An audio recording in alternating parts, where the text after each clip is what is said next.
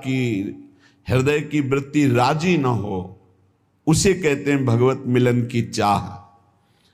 जब चाह हृदय में भगवत मिलन की होती है तो उनके बिना जीना कठिन हो जाता है। सच्ची चाह का स्वरूप होता है अनिवार्य, अत्यंत आवश्यक, उसकी पूर्ति होनी ही चाहिए, नहीं मैं जी नहीं सकता। ये भगवत प्राप्ति की चाह देखो किसके हृदय में है। भारी प्रपंच छाया हुआ है चित्त में। जो कंचन कामनी विजयी हैं वो भी कीर्ति में लड़खड़ा के गिर जाते हैं, मान प्रतिष्ठा में गिर जाते हैं।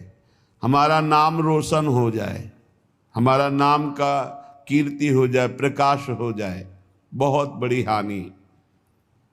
इस स्वाप्निक जगत में अपनी यश कीर्ति चाहना मानो भगवान की चाह को मिटाने का पूरा रास्ता जो तय करके आए, उससे आपके जीवन में चाह प्रकट हुई, आपने नष्ट कर दिया। मान कीर्ति प्रतिष्ठा कोई भी चाह ना रह जाए। अनिवार्य अब जीवन का एक ही विषय है कि भर नेत्र प्रभु को देख लूं। उस एक परमात्मा के सिवा, प्रभु के सिवा, प्रियालाल के सिवा कहीं कोई वस्तु, व्यक्ति, स्थान में हमारा मन राजी ना हो तो माना जाएगा कि भगवत प्राप्ति की चाह उत्पन्न हुई है। पहले हमको अन्य चाहें नष्ट करनी होंगी। जब प्रेमी अपने प्रीतम इष्ट देव के बिना जीना मुश्किल हो रहा है, अब नहीं जी सकता, प्राण निकल जाएंगे यदि नहीं मिलेंगे, तो इष्ट देव को विवश होकर अव्यक्त से व्यक्त होना पड़ता है। वो हैं यही, पर वो विवश तब होंगे जब जीना मुश्किल हो जाएगा।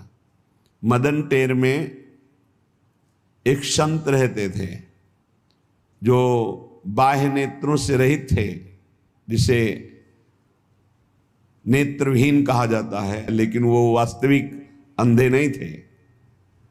वो वास्तविक ज्ञान नेत्रों से, प्रेम नेत्रों से परिपूर्ण थे। 20 वर्ष हो गए थे प्रियालाल की आराधना करते, वृद्धावस्था हो गई थी। अब उनको